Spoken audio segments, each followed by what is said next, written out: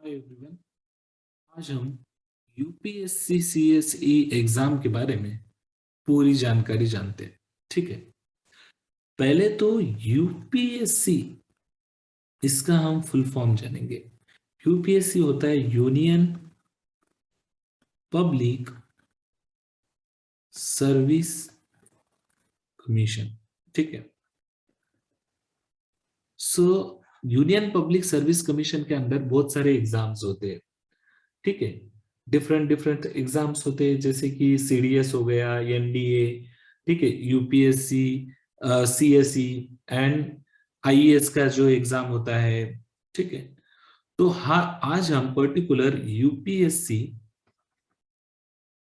CSE के बारे में जानेंगे।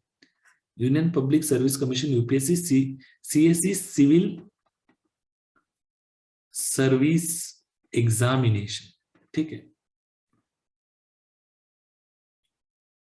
ये सबसे रेपुटेड पोस्ट का एग्जाम है, सबसे रेपुटेड पोस्ट यहाँ से मिलते हैं और सबसे टफेस्ट एग्जाम भी है ये। बहुत ज्यादा कंपटीशन भी होता है इस एग्जाम्स में। ठीक है, तो ये सब जानेंगे हम आज के इस वीडियो में। देखो तो यूपीएससी सीएसई ये एग्जाम है। सिंपली पहले तो हम जानेंगे इसमें इसकी एलिजिबिलिटी क्या है। ठीक है, आपको अगर यूपीएससी सीएसई जिससे, देखो इस एग्जाम की एलिजिबिलिटी क्या है, इससे क्या क्या पोस्ट मिलते हैं हमें। तो सबसे पॉपुलर पोस्ट है आईएएस, आईपीएस, आईआरएस, आईएफएस। ठीक है, बहुत सारे पोस्ट है बट ये सबसे पॉपुलर पोस्ट है जो हम सब जानते हैं। ठीक है, तो इस जिस एग्जाम से ये पोस्ट मिलेंगे उस एग्जाम को देने के लिए हमें क्या एलिजिबिलिटी होनी चाहिए। तो एलिजिबिलिटी चाहिए ग्रेजुएट। ठीक है, एनी स्ट्रीम, कोई भी फील्ड में ग्रेजुएट चाहिए, चाहिए वो बीए हो, बीकॉम हो, बीएससी हो, बीबीए हो, ठीक है, इंजीनियरिंग हो या मेडिकल, कोई भी बीसीए, कोई भी फील्ड रहने दो, बस ग्रेजुएट चाहिए यहाँ पे। ठीक है, परसेंटेज का भी कोई इशू नहीं, बस यहाँ पे आपको किसी भी स्ट्रीम में ग्रेजुएशन होना है। ठीक है, तब आप इलिजिबल हो गए हो यूपीएससी सीएससी एग्जाम देने के लिए, बस ग्रेजुएट चाहिए। ठीक है, ये हो गया क्लियर। सेकेंड, यहां पे इस एग्जाम के लिए एज लिमिट क्या क्या है, ठीक है, वो जानते हैं। तो आप तो ये तो समझ में आ गया आपको कि ग्रेजुएट चाहिए आपको बस। अब एज लिमिट देखो, हर एक का अलग है। जनरल कैटेगरी होगा तो उसका एज लिमिट होगा 21 to 32 ईयर्स। ठीक है, देन ओबीसी का इंडिकेट होगा, उसका होगा 21 to 35 ईयर्स। ठीक है, एंड एससी एसटी कैटेगरी से होगा, सो उसका एज लिमिट है 21 to 37 ईयर्स। ठीक है, ये हो गया एज लिमिट। अब देखते हैं अटेम्प्ट्स। ठीक है, अटेम्प्ट्स मतलब कितनी अटेम्प्ट दे सकते हैं हम इस एग्जाम के। देखो ये एग्जाम काफी टफ एग्जाम है। ठीक है, इसका सक्सेस रेट 0.2 0.1%, 0.2 या 1% में ही आता है। ठीक है, तो इसके लिए ये एक अटेम्प्ट में निकालना काफी मुश्किल काम है। ठीक है, तो बहुत सारे लोग हैं जिन्होंने फर्स्ट अटेम्प्ट में भी निकाला, बट इस एग्जाम के लिए एक से ज्यादा अटेम्प्ट लग ही जाते हैं। तो सबके लिए देखो, अगर जनरल कैटेगरी है तो वो 6 अटेम्प्ट दे सकते हैं। ठीक है, 6 अटेम्प्ट, इतने एज में 6 अटेम्प्ट दे सकते। ओबीसी कैंडिडेट होगा तो 9 अटेम्प्ट दे सकते हैं।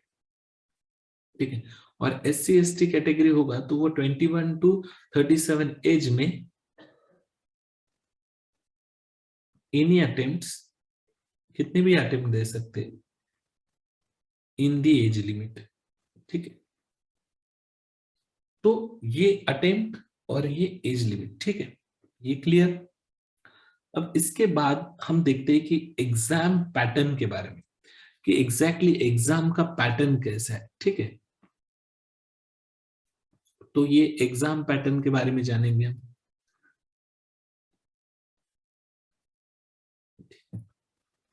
तो एग्जाम कैसा होता है, देखो मैंने पहले ही बोला है कि यहाँ पे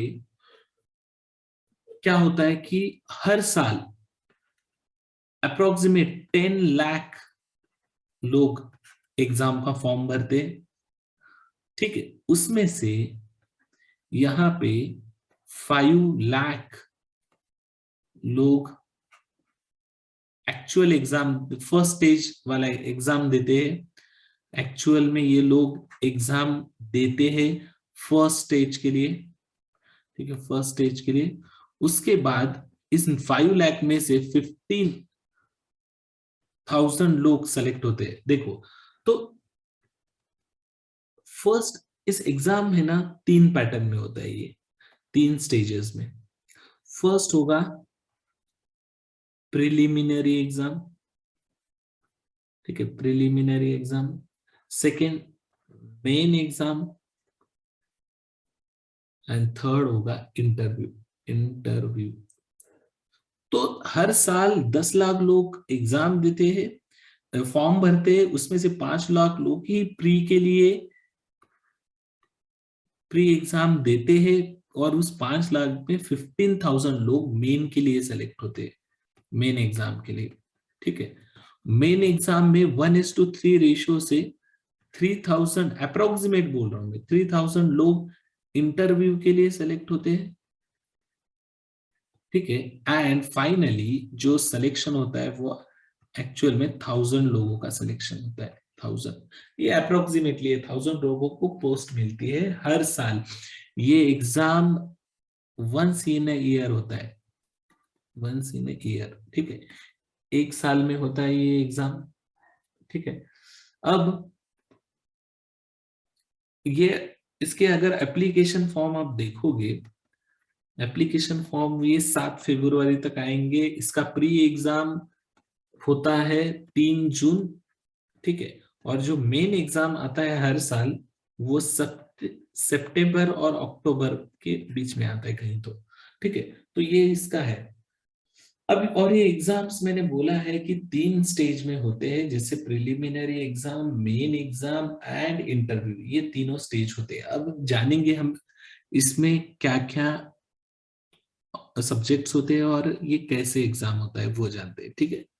तो फर्स्ट स्टेज है, ठीक है, स्टेज 1 जो है, ठीक है, वो है प्रिलिमिनरी एग्जाम, ठीक है, प्रिलिमिनरी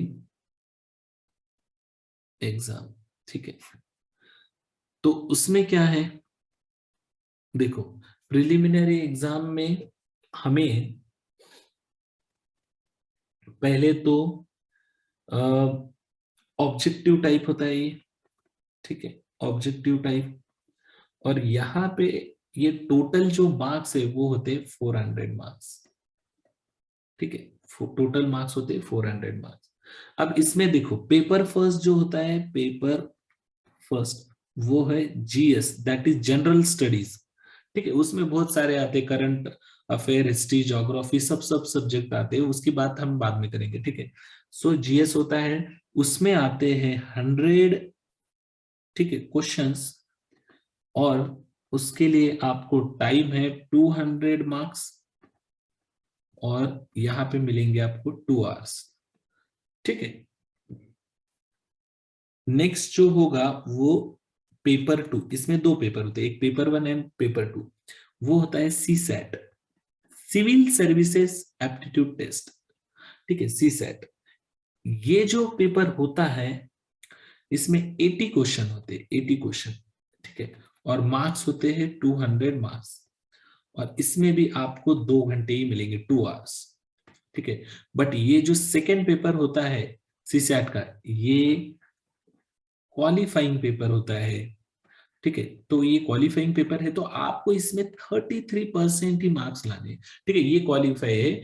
बस इसी के मार्क और कट ऑफ के बेस से आपको मेन में आपका सिलेक्शन होगा मेन के लिए। ठीक है, ये तो सी सैट जो है सेकंड पेपर वो क्वालिफाइंग है, इसमें आपको 33% ही मार्क्स लेने हैं।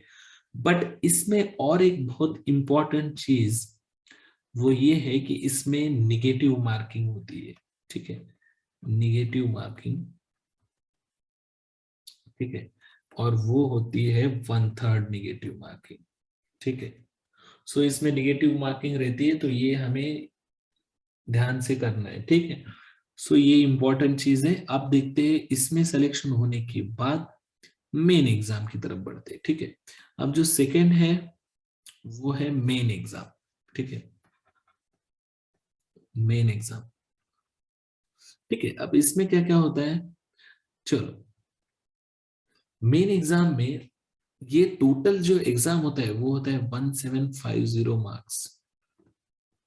ठीक है, 1750 मार्क्स का एग्जाम होता है। ठीक है, इसमें दो क्वालिफाइंग होते हैं। क्वालिफाइंग एक होता है, क्वालिफाइंग सब्जेक्ट एक इंग्लिश होता है जो कि 300 मार्क्स का होता है। ठीक है, and then any Indian language. ठीक है, एनी इंडियन लैंग्वेज वो होता है, ये एनी इंडियन लैंग्वेज है और ये इंग्लिश है, दोनों भी क्वालिफाइंग है। ठीक है, क्वालिफाइंग। उसके बाद एक्चुअल जो मेन पेपर होता है, मेन एग्जाम, तो उसमें क्या होता है देखो, तो ये मेन जो पेपर शुरू होता है ये होता है GS1, GS2, GS3 and GS4। ठीक है, ऐसे 4 पेपर होते हैं। तो देखो इसमें क्या होता है कि फर्स्ट GS1 जो होता है वो होता है 250 मार्क्स।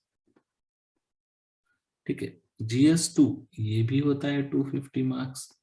ठीक है, सब 250 मार्क्स के होते हैं। इसमें GS1 में अब ज्यादा डिस्कस नहीं करेंगे, एक शॉर्ट में बताइए, इसमें होगा हिस्ट्री, ज्योग्राफी। ठीक है, GS2 जो होता है वो भी 250 मार्क्स का होता है, उसमें Indian polity, international relation, then constitution. Third ये भी 250 मार्क्स का होता है GS3, एंड इसमें होता है इंडियन इकोनॉमी। ठीक है, then science and tech, and fourth paper वो भी होता है 250 मार्क्स का, वो होता है इथिक्स एंड इंटीग्रिटी। ठीक है, तो ये ऐसे 1000 मार्क्स। ठीक है, टोटल जो मार्क्स हुए हैं वो 1000 मार्क्स। उसमें जो और एक चीज होगी, जो एस्से एक होता है। ठीक है, वो होता है एक टॉपिक पे एस्से, वो होता है 250 मार्क्स। ठीक है, यहां तक हो गया, ये हो गया 1250 मार्क्स। और एक चीज है, ठीक है, इसके बाद और एक चीज है वो है ऑप्शनल सब्जेक्ट। ठीक है, आपको इस एग्जाम में एक ऑप्शनल सब्जेक्ट चूज करना पड़ेगा। ठीक है, तो वो आपके ग्रेजुएशन सब्जेक्ट का ही होगा, ऐसी कुछ जरूरी नहीं है, नहीं होगा तो भी आपको पढ़ना पड़ेगा। ये ऑप्शनल सब्जेक्ट आपको एक सेलेक्ट करना पड़ेगा और उस पे फिर से 2 पेपर। ठीक है, पेपर 1 एंड पेपर 2 ऑप्शनल का, ये भी होता है 250 मार्क्स एंड 250 मार्क्स। ठीक है, सो ये टोटल 1000, ये 1250 एंड ये 500। ये टोटल जो मेन एग्जाम होगा वो 1750, 1750, 1750। ठीक है, ये टोटल मेन एग्जाम का हो गया।